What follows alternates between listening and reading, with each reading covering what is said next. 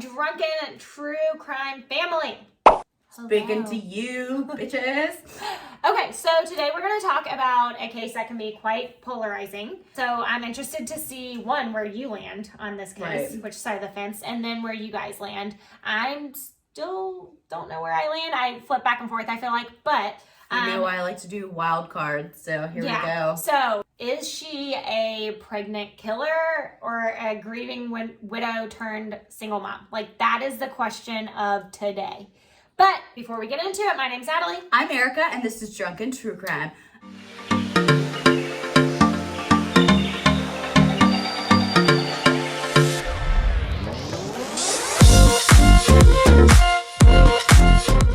To those of you that are new, welcome to the shit show that is us. To those of you that are returning, we love you. Thank you for coming back. Thank you. We don't to you. deserve your loyalty. We really don't. Cheers Speaking to you, Deborah. Yes. We don't deserve you. Yes. Cheers to you, Deborah. Cheers to you, Deborah. Thank you for being a loyal follower. Yes. Okay. Whew. So before we get started, we do have a few disclaimers. For those of you that are returning, you should know these, but for those of you that are new, listen up, because we're going to go through them really quickly. 1, we talk about true crime. 2, we cuss. 3, we drink. 4, we laugh. We are not making fun of the victims. We're often making fun of ourselves, and honestly, we're 9 times out of 10 making fun of ourselves, but every once in a while we will make fun of the murderer. We will not apologize for that, but we are never making fun of the victim or making light of the situation. Y'all, you're going to get a treat today because this is our 3rd episode that we filmed.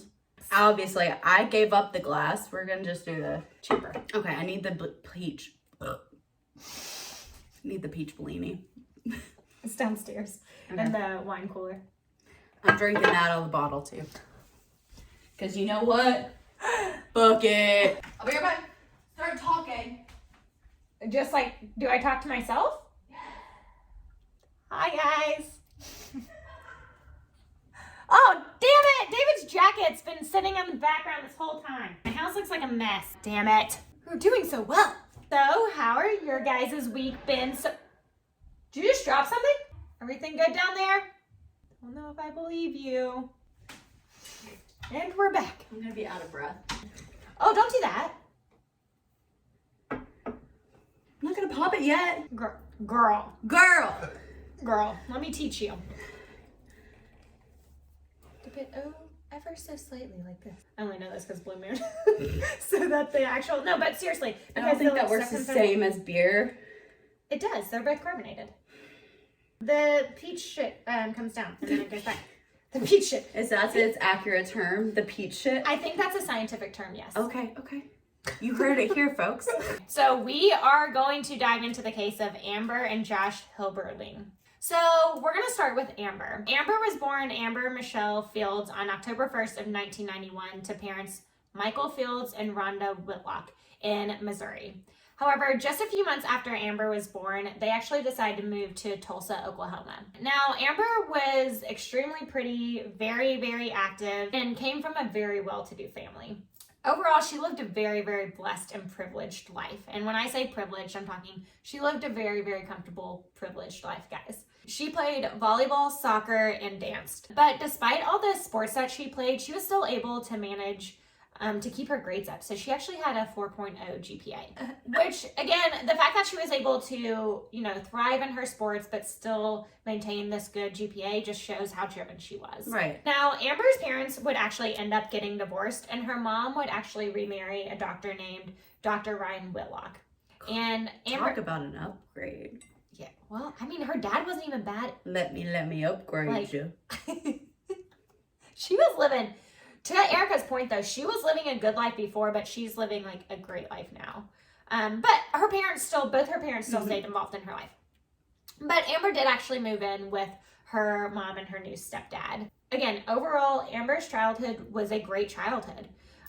She lived, and I say this so many times because it becomes important later on, but she lived a very pampered and privileged life. She seemed to be living the American dream as this all-American girl. In early 2010, she would actually meet Josh Hilberling. And by mid-2010, the two would actually be married. Wow. Yeah, so it was a quick one. That's a quick jump. Yeah, and you'll find out why. Now let's talk about Josh. Josh Hilberling was born on May 30th, 1988 in Tulsa, Oklahoma. He was your all-American Midwest boy who is 6'4", football player, was known for his wittiness and his humor. My type of guy. Mine too. After graduating high school, he decided to join the Air Force, which makes you even hotter. I was going to say, you're a type of guy. Which brings us to 2010, when he met Amber and they started dating. Things moved rather quickly, as many of the young military relationships do. I can attest to this. Josh was going to be sent off into the military, so in order to be able to stay together and live together on base, the couple decided to get married. Sounds like, my proposal story was very romantic. He was getting deployed and I said, "You must marry me." He said, "Okay." And the rest is history. And we were done after that conversation.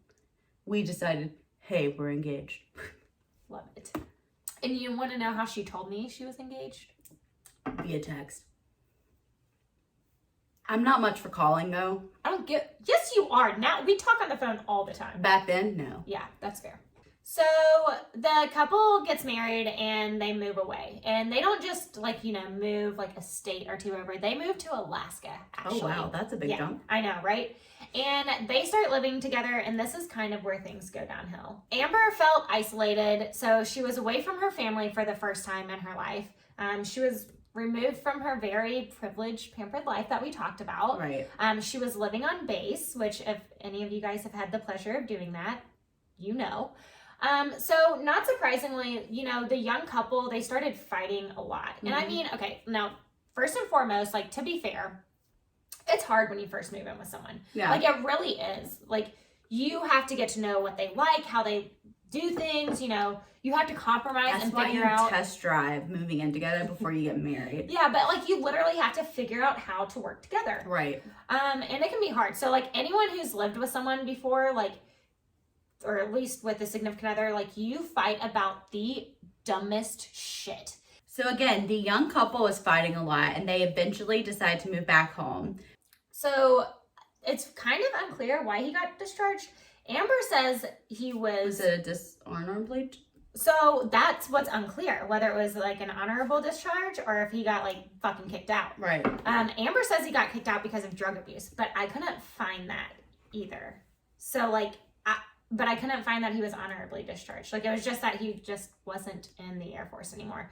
But Amber states it was because he dealt with drugs, but his parents are very adamant, or had problems with drugs, but his parents are very adamant that that wasn't the case. So that'll come up later on. But so they move in with Amber's mom and stepdad. However, that wouldn't last very long.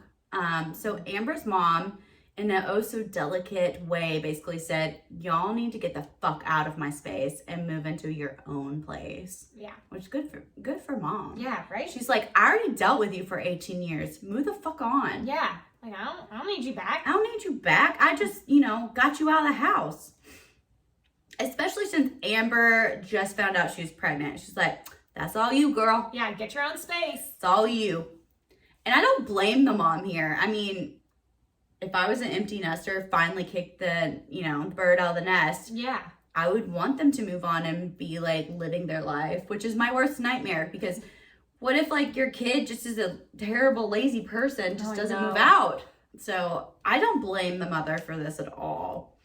Josh and Amber move into this amazing high-rise downtown called the University Club. They moved into an apartment on the 25th floor, which would give me anxiety like no other. Yeah, and even more so once we get further into this case. Oh, wonderful.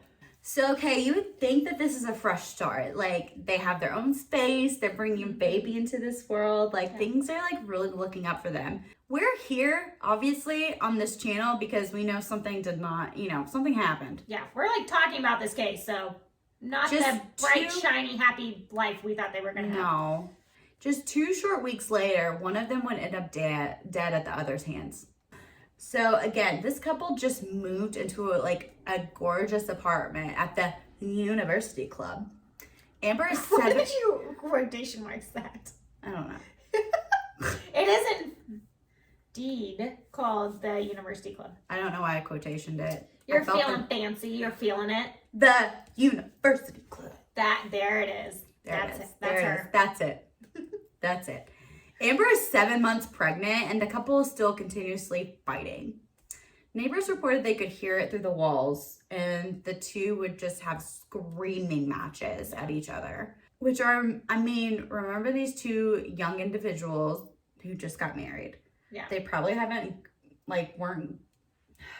found like a effective communication style that works for them. Like Amber's hormones are raging right now. She's fucking pregnant. I mean, it had to be hard for both of them at this point. So fast forward a couple weeks to June 7th of 2011. So the couple was having maintenance done in their apartment, specifically to fix a broken window. Now, I want to talk about this window for a second because allegedly this window was broken, or it was damaged earlier when Amber and Josh were having an argument.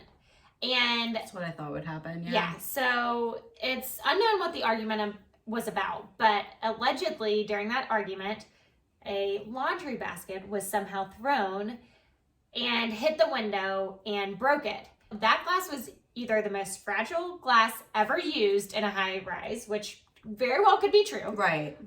Or there was something besides a laundry basket that was hurled at that window. So that's just my opinion. I think it was something else. I could see both ways, but I could also see them like downplaying the fight. Yeah. I think they're downplaying it. Because they were embarrassed. Yeah.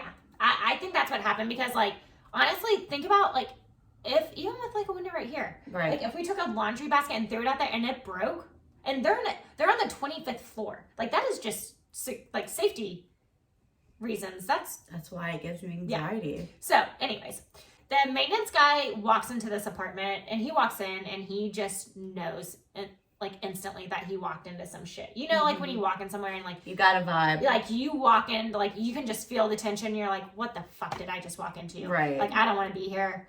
They don't want to be here. I don't want to be here. Like that's how this guy felt, right? Right. So he goes into the apartment and he goes like and looks at the window and starts repairing it. And Amber and Josh are in the other room.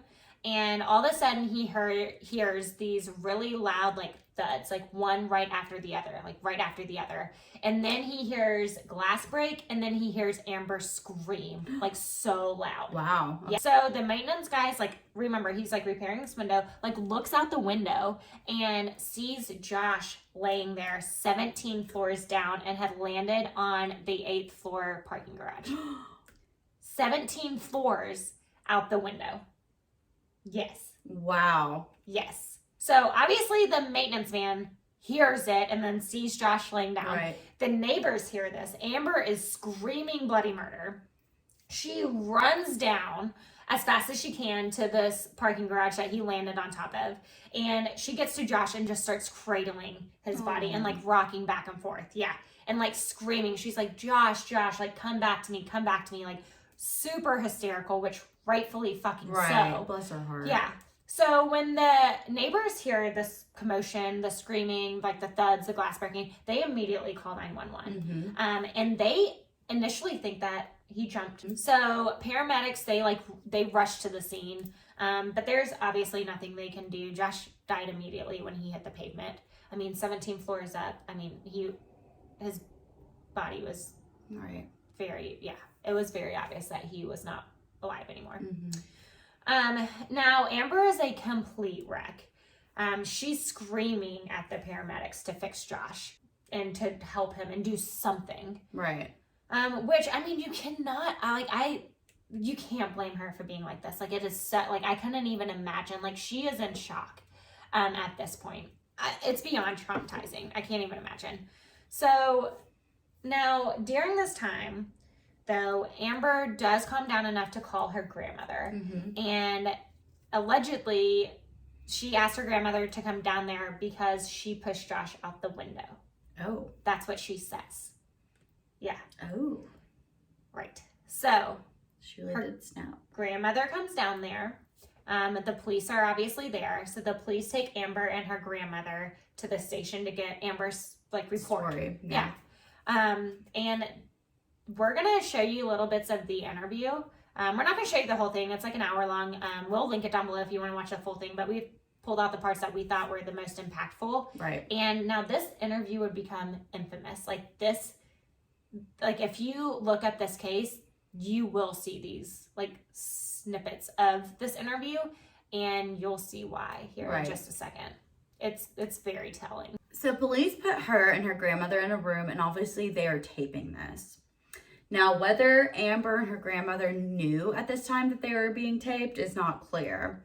Yeah. But from how much they talk, I can't imagine they knew that they were being taped. Yeah. Which, for anyone, just common knowledge. Right. There is no expectation of privacy within a police station. Right. So they can tape you at any point. Mm-hmm. And they don't have to have your consent because there is no expectation of privacy within a police station.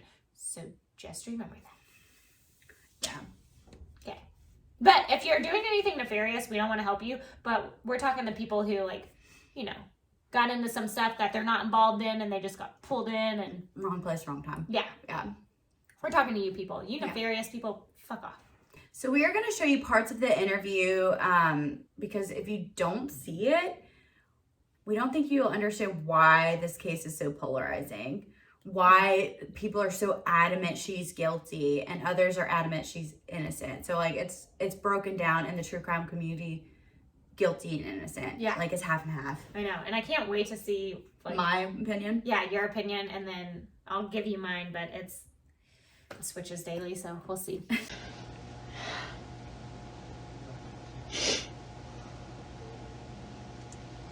Josh is dead, and I'm here.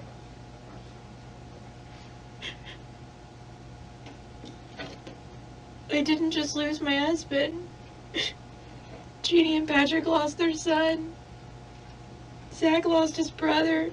His grandma. His poor grandma's gonna have a heart attack when she finds out that her little Josh is gone.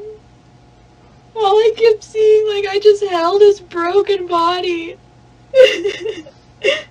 Josh.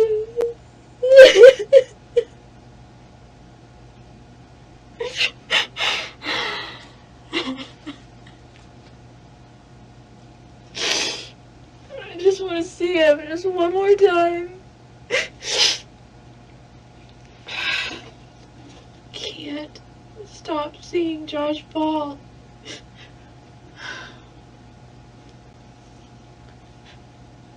I just want to be back in bed, laying with him. That's never gonna happen again. I just want to see him smile again. Okay, so I think that everyone, well, me personally, I think that she's in shock. To me, when I saw just this piece of the video, I think that she's in shock.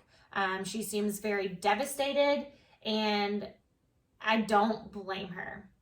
Now, like, again, when I saw this, my immediate reaction was like, oh my God, like, she's innocent. This was such a tragedy. This was just a really unfortunate accident. But then she starts talking some more, and that's where I start to question it. But what did you think just from that first initial clip? Just from that clip, I would agree. She's in total shock. Yeah. She's traumatized. She's talking as if, like, she's reliving that event over and over, which is what a lot of people do when they're in shock. Yeah. It's like they are so in denial, and that's like one of the 5 stages of grief. Like right. She's so in denial that this even happened that she has to like remind herself that it is happening. Yeah. Now, I won't tell you like my further thoughts until I listen to the other tapes. Yeah. But I mean, there are some tell signs that there's more to the story. Yeah. So again, like I said, I think she's in shock, but then she starts talking some more, and she even goes into this part where she starts like talking about Josh's parents and what they said would happen if these two stayed together. And that's where I start like, what happened? They were right. They kept saying if we stay together, I'm gonna kill him.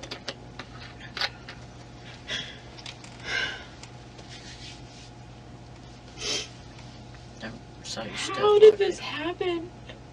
How did this happen? Why did he have to fall out the window? fall out a window. Why didn't I just leave? He was leaving. I kept just saying, and when he leaves, I'll go to my grandma's. Why didn't I just leave? He'd still be alive. So we have thoughts on this. We're gonna hold them to the end. But so like I said, we're just gonna go through these. We're gonna hold our opinions as much as we can to the end, and we want to know yours too. Some fuzzies. But this obviously raises questions, right? I mean, it's a little suspicious, but like I can kind of see where she's coming from at this point. She still seems to be in shock to me. Like, I don't think anyone can dispute that.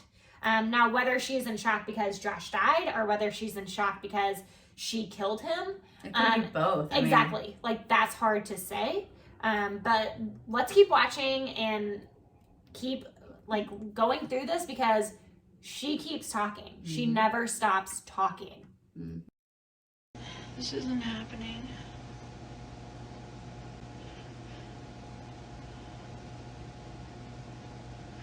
Josh is dead. His bones were sticking out all over his body. His whole body was broken.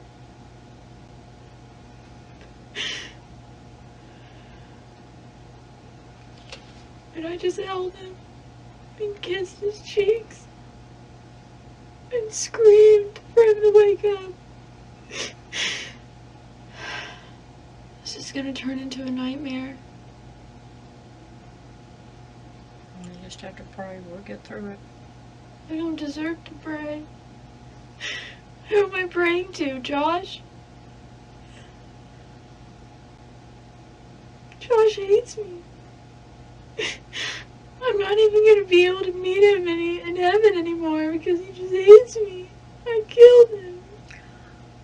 Amber, stop talking like that. What kind of person am I?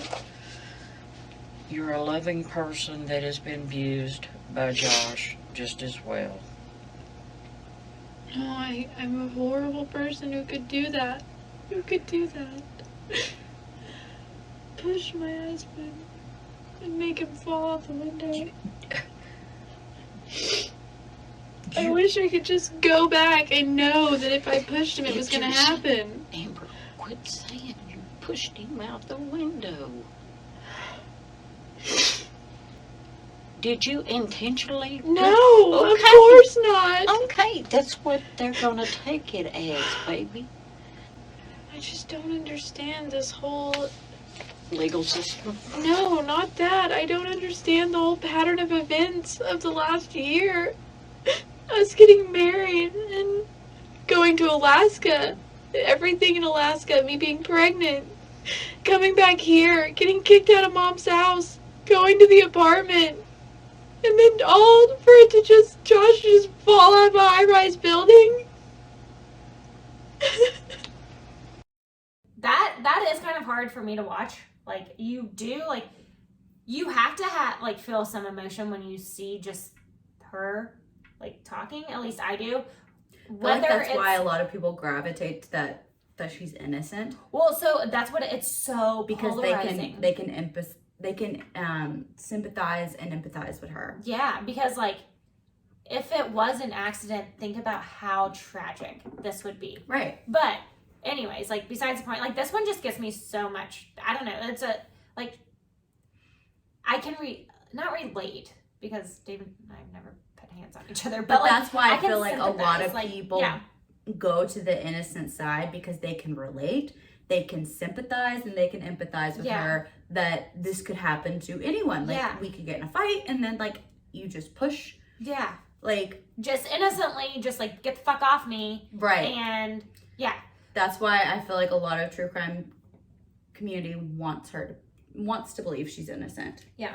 But besides that fact, Homegirl does not stop talking. No.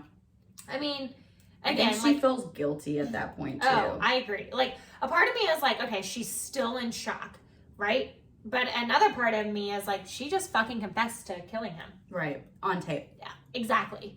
I mean, the video is just like completely insane.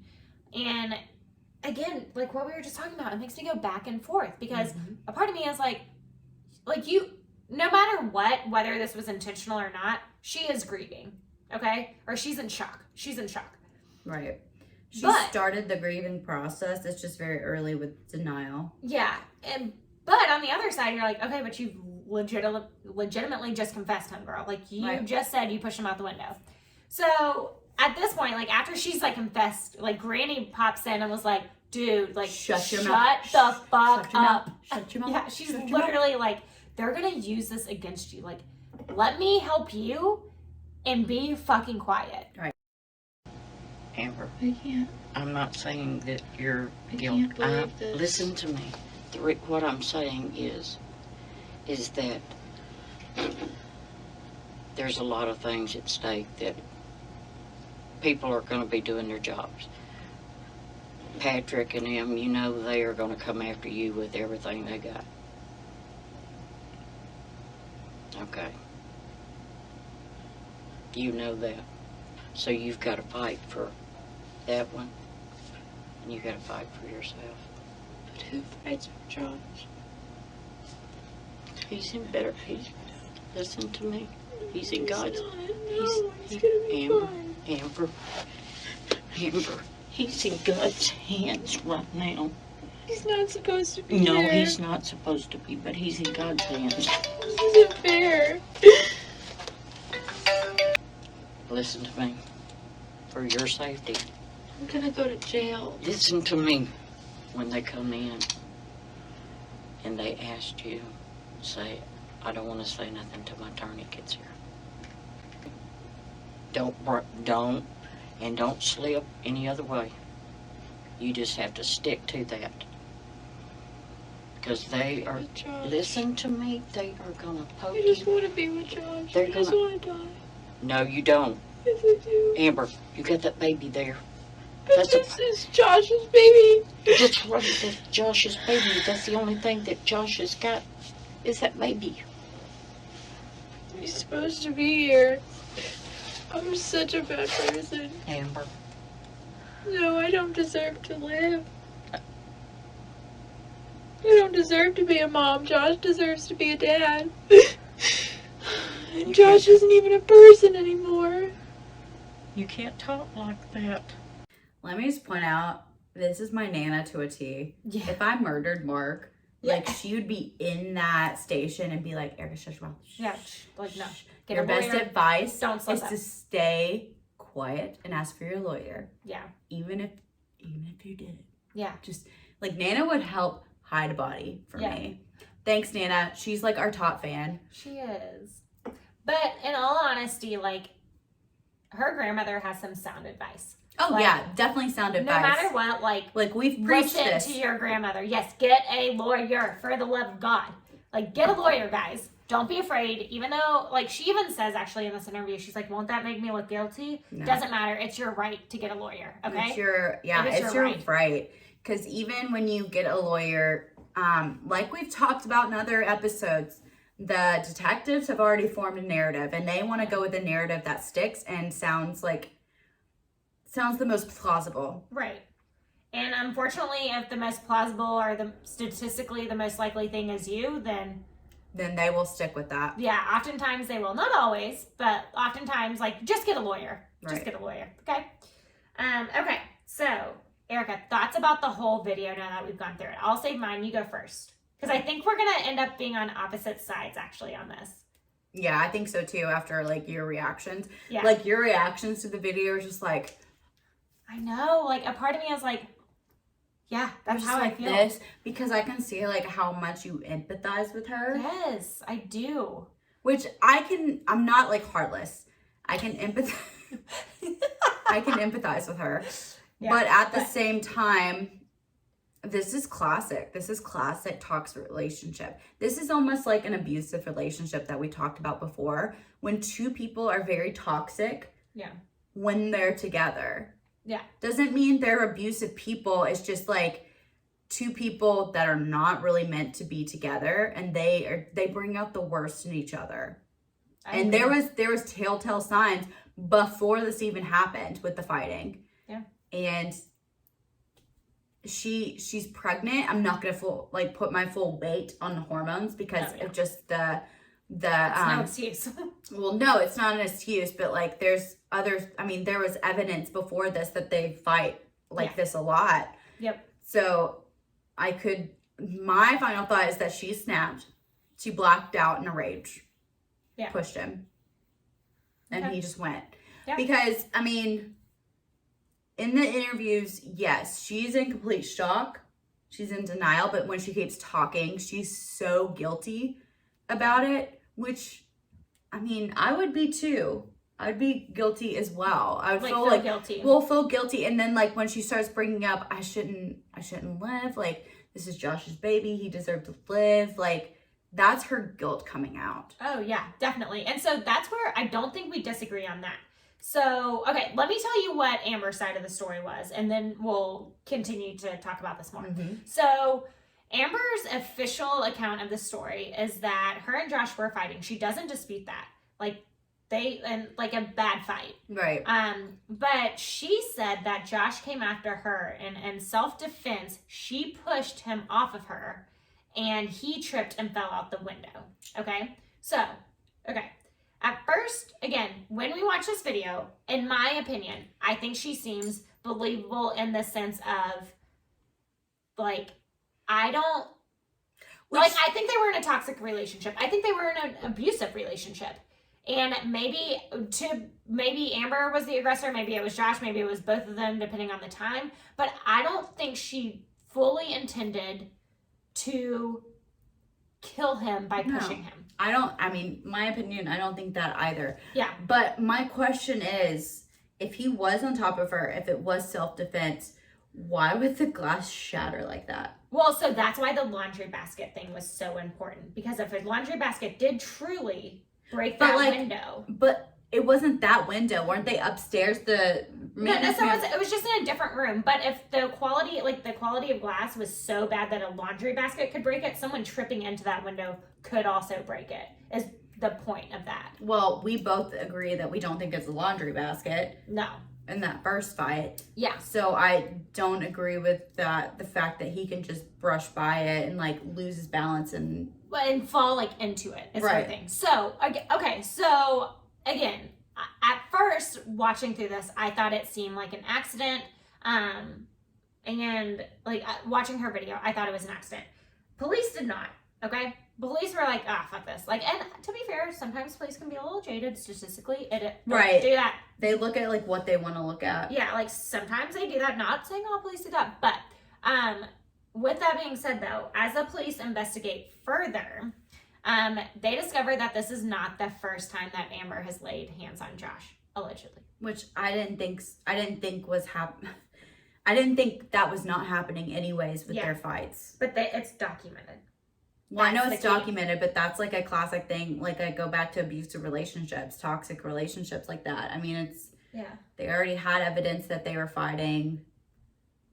Witnesses, right? neighbors. But I'm saying they have like police documents, like further. So like, let's go into the next part. Police documents are not like I could tell you they were hitting each other. Yeah, like they were being physical. Well, which is what I thought. Only one-sided. But that's what I thought in general. She feels so guilty, and she's the abuser. So police, as they go into this investigation, they actually discover that just a month prior to his death, like Josh actually visited the domestic violence intervention services,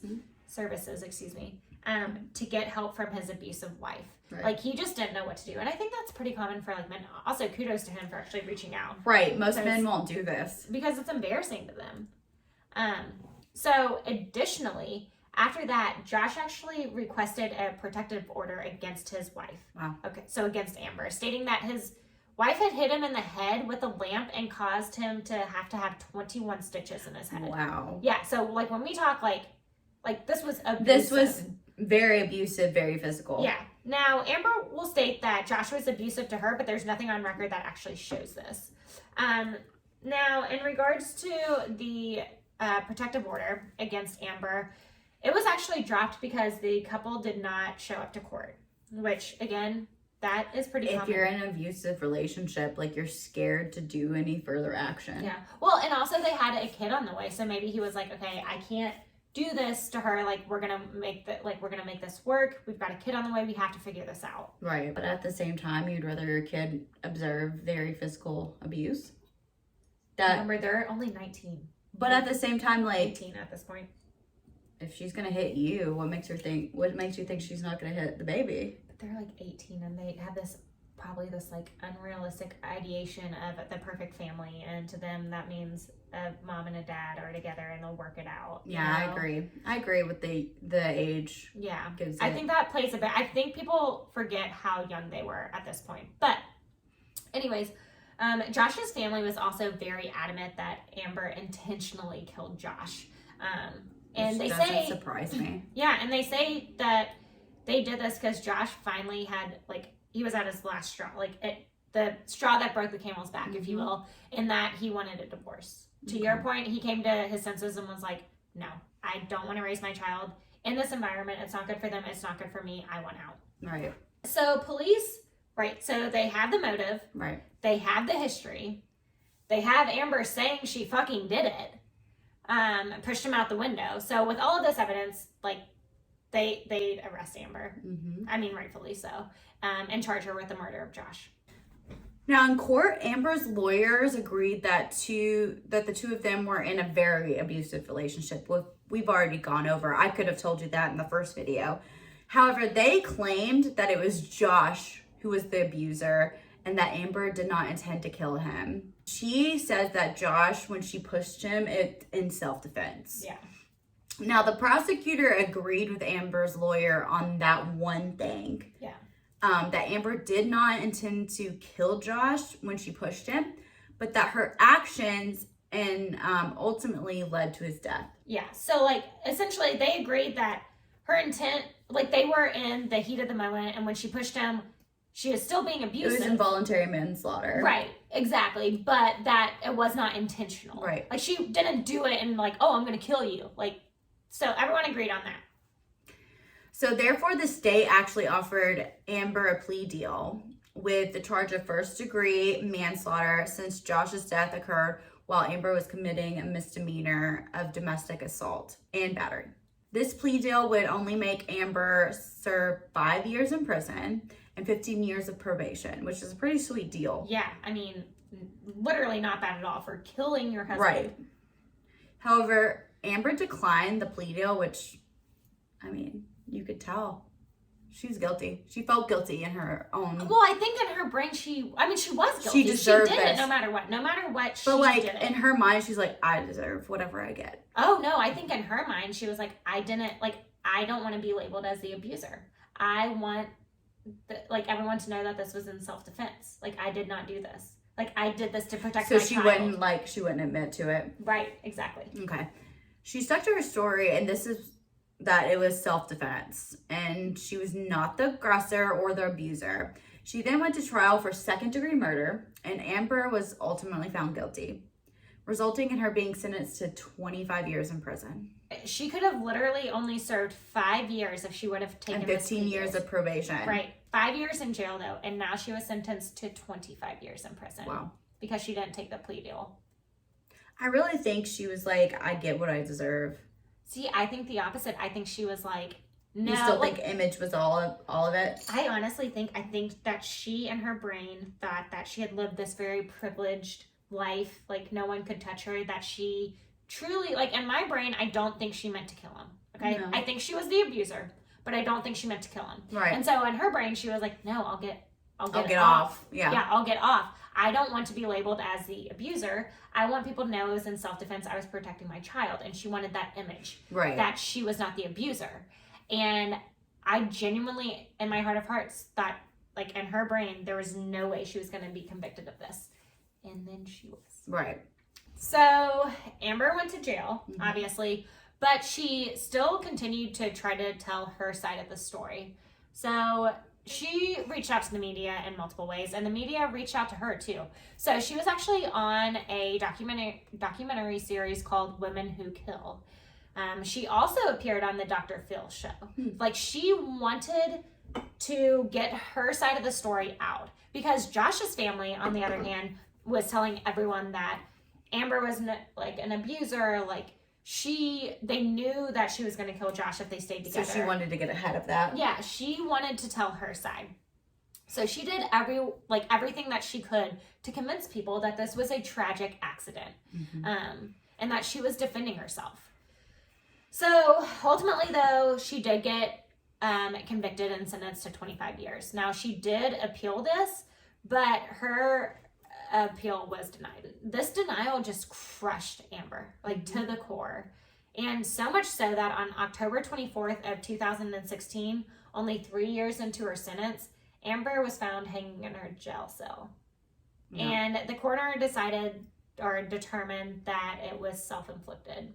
I think that, to your point, this is a very toxic relationship. They shouldn't have been together. They brought out the worst in each other. They were very young.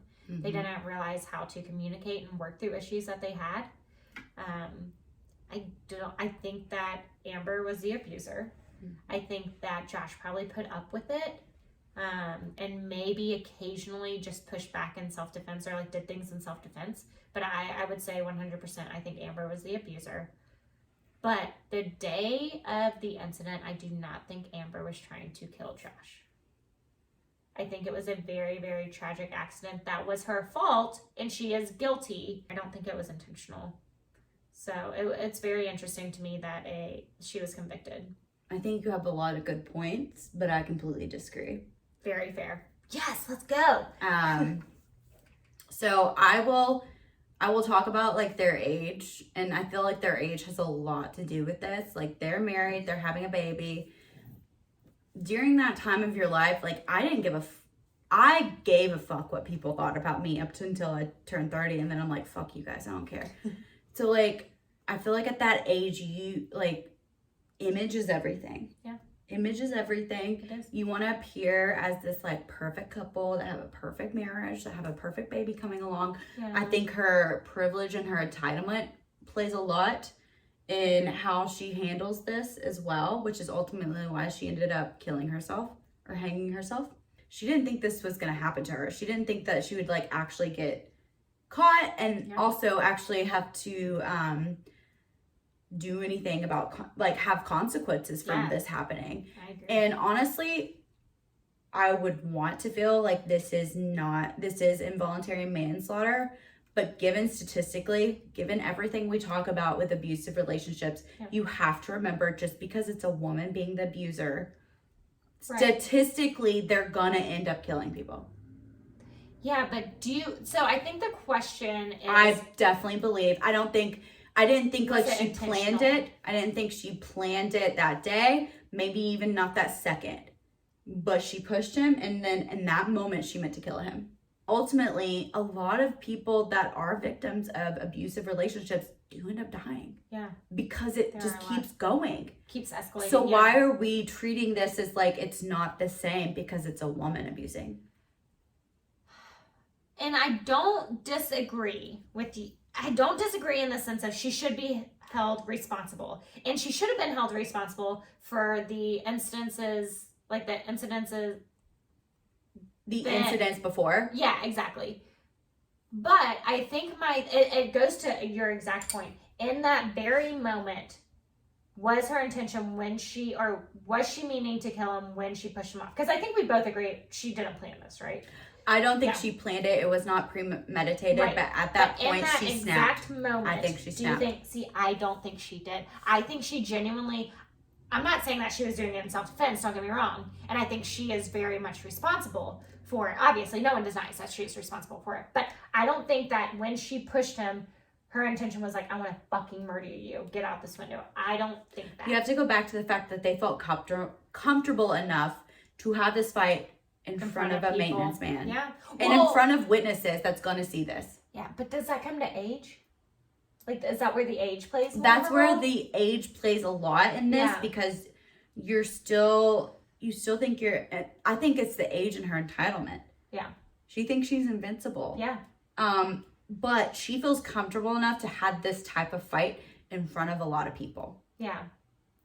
Yeah. I just I don't know. I still don't think that I don't think it was premeditated. I do think in that moment that she was like, I want to.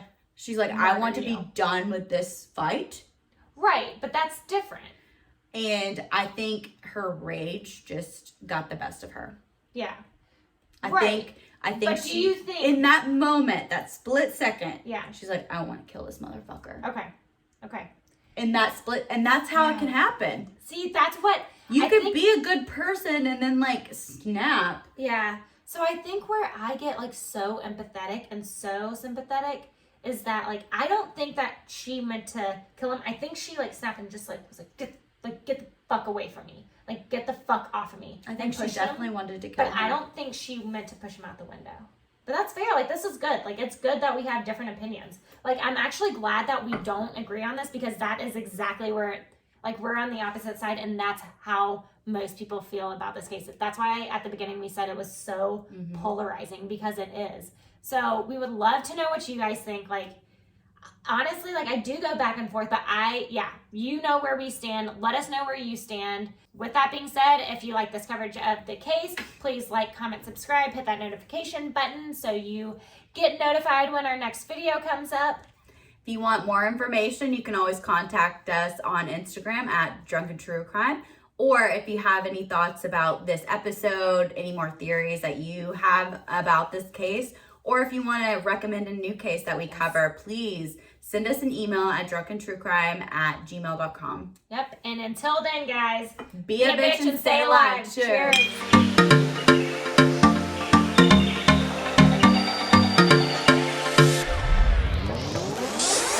Now, either that glass was the most fragile? I'm feeling myself. And they moved back to Tulsa. Tulsa. He's more bougie than I am.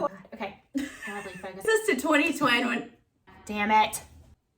She can't even get it right. Leave it in.